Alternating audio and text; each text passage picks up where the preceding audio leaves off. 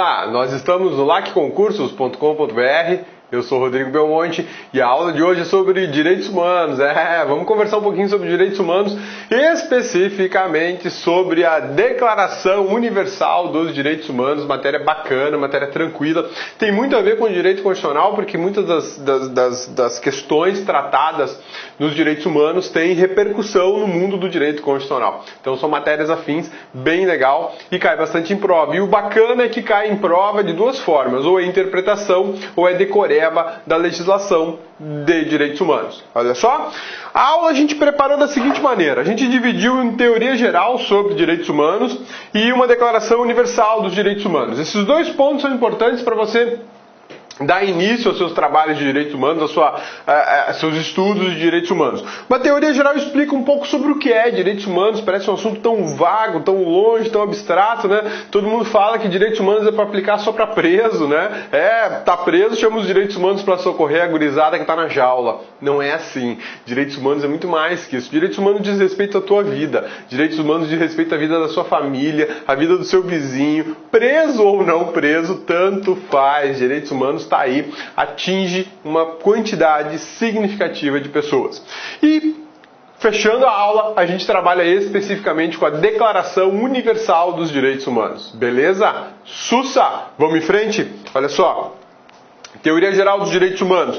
Vamos trabalhar conceito, evolução, abrangência e sistemas de proteção. Quando a gente chegar nesse ponto aqui, ó, sistemas de proteção, é que a gente afunila especificamente para a nossa matéria de Declaração Universal dos Direitos Humanos. Vamos lá? Olha só, quando a gente fala em direitos humanos, a gente tem que pensar em algo além das fronteiras do Brasil. A gente tem que pensar no mundo. Todas as pessoas do mundo. Porque eu não estou fazendo um direito só para brasileiros. Eu estou fazendo um direito para todos os seres humanos, incluindo todas as raças, todos os gêneros, homens ou mulheres, idades, crianças, recém-nascidos, idosos, até quem está para nascer é contemplado com as regras de direitos humanos. A ideia de direitos universais, direitos humanos universais, é porque a gente fala do todo. Não é de um país, não é de uma cidade, não é de uma região, não é de um continente. Eu estou falando do mundo inteiro. Conjunto de normas que em cada momento histórico busca concretizar a dignidade, a liberdade, a igualdade, a fraternidade e a solidariedade humanas. Olha que bacana. Um detalhe interessante.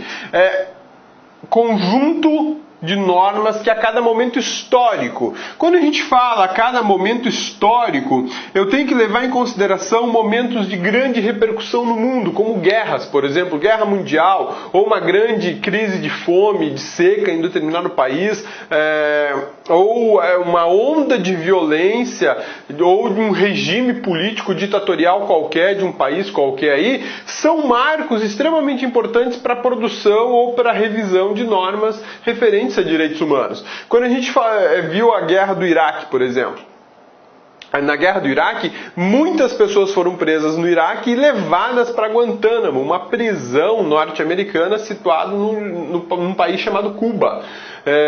E o mundo inteiro ficou sabendo que aqueles iraquianos presos em Cuba, na prisão de Guantánamo, eram tratados assim, pior do que cachorro, muito pior do que cachorro.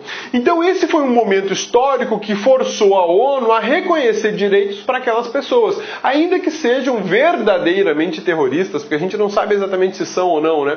É muito fácil indicar que a pessoa é terrorista, mas se você não tem a certeza que só vem de um processo longo e demorado, não dá para chamar por aí todo mundo de terrorista. Enfim, pensando nisso, a ONU, num determinado momento da história, falou: olha, vamos dar regras mínimas de proteção para essas pessoas. Quer queira, quer não queira, são seres humanos. Terroristas ou não terroristas, são seres humanos. Né? Tem muita gente que não gosta desse discurso porque acha que quem está na cadeia é bandido. Nem sempre todo mundo que está na cadeia é bandido. E mesmo entre os bandidos existem graus de bandidos. Né? Tem aquele bandido que roubou uma caixa de leite no supermercado para alimentar a filhinha que estava em casa. Mas também tem o bandido que esquartejou 50 pessoas. São bandidos e bandidos. A gente tem que observar cada um como um ser humano. É difícil, eu sei que é difícil, mas a gente tem que entender isso principalmente para a tua prova, beleza? Olha só, não se confundem com direitos fundamentais constitucionais. Quando eu falo em direitos humanos, eu estou falando de um tipo de regra. Quando eu falo em direito constitucional, eu estou falando em outro tipo de regra. Mas eles têm uma ligação, porque olha só, quando a gente fala em direitos humanos, esse é o meu conjunto de regras. E quando eu falo em direito constitucional, este é o meu outro conjunto de regras, beleza? Então eu tenho dois conjuntos, duas sacoladas de normas e de regras.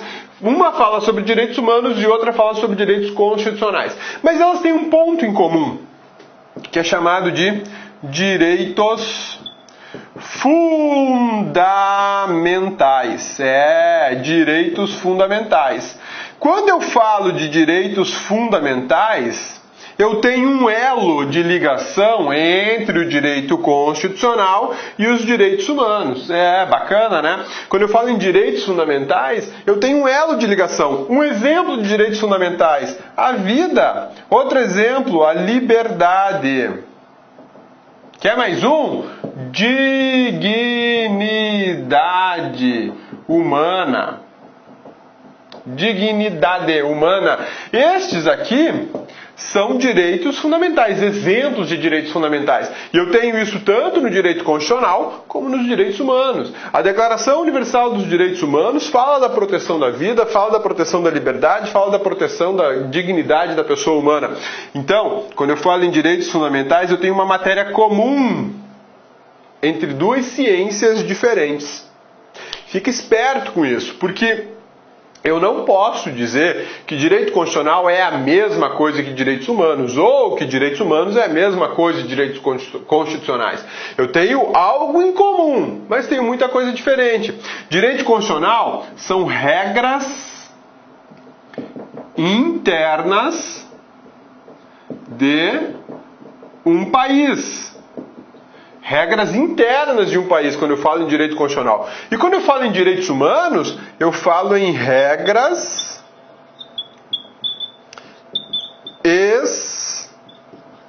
externas ou universais.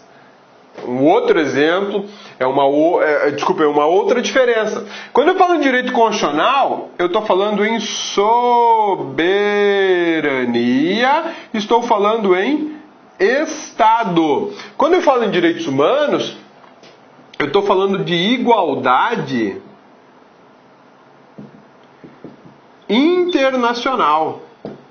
Pouco me interessa a soberania, pouco me interessa a ideia de Estado. Então são regras distintas, porém têm algo em comum: direitos fundamentais. E nesses direitos fundamentais tratam do mesmo assunto: vida, liberdade, dignidade, e por aí vai. Mas são matérias diferentes, são ciências diferentes. Então eu não posso confundir direitos humanos com o direito constitucional. Eles têm apenas um elo de ligação, eles têm uma conexão entre eles, um link que liga os dois. Mas eles não são a mesma norma e nem se confundem.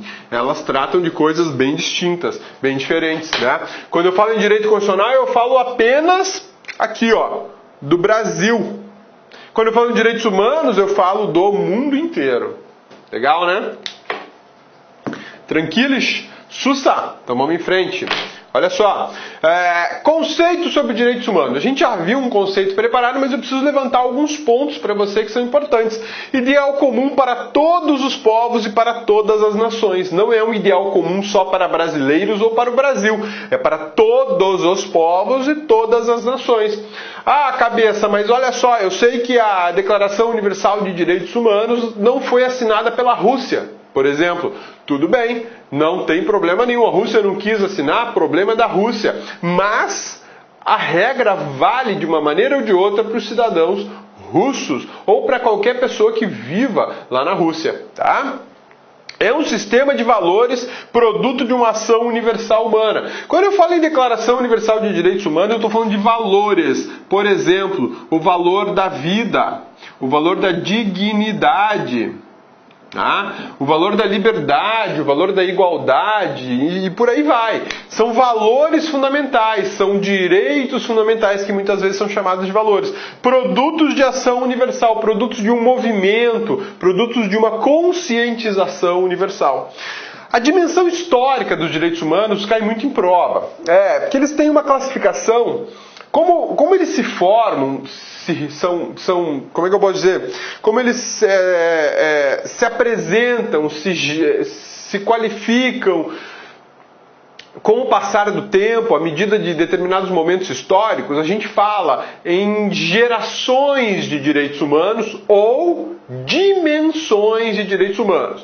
A palavra técnica mais adequada é dimensão, tá? Dimensão e não geração.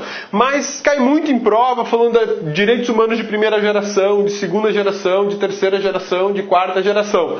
Tudo bem, se cair na tua prova, tá valendo, não tá errado, mas tecnicamente o mais correto é primeiro direitos humanos de primeira dimensão, direitos humanos de segunda dimensão, direitos humanos de terceira ou de quarta dimensão, tá? Fica ligado nas duas palavrinhas.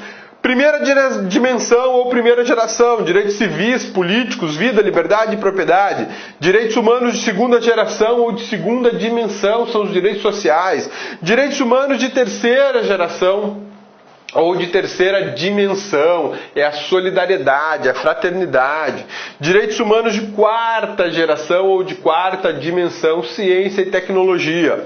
Quando eu falo em direitos civis e políticos, eu estou falando do direito de ser pessoa, direito de opinar politicamente, direito de ter liberdade, propriedade. Quando eu falo em direitos sociais, eu já penso em direitos coletivos do trabalhador, por exemplo, ou direitos vinculados a uma coletividade maior do que o indivíduo.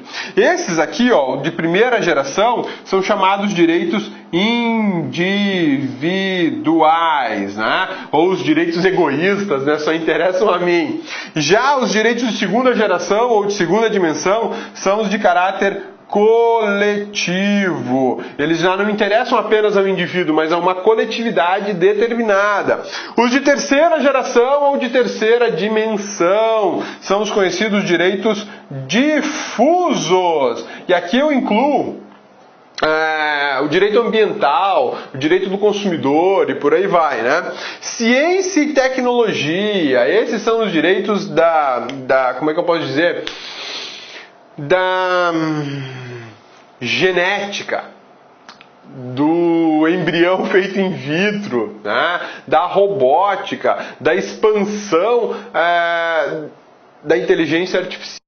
Eu estou situado aqui, nessa última dimensão, que é o que o futuro nos espera, nos aguarda, nos prepara, melhor dizendo. Quando a gente fala em direitos humanos de quarta dimensão ou de quarta geração, eu estou falando sobre a ciência dos alimentos, como os alimentos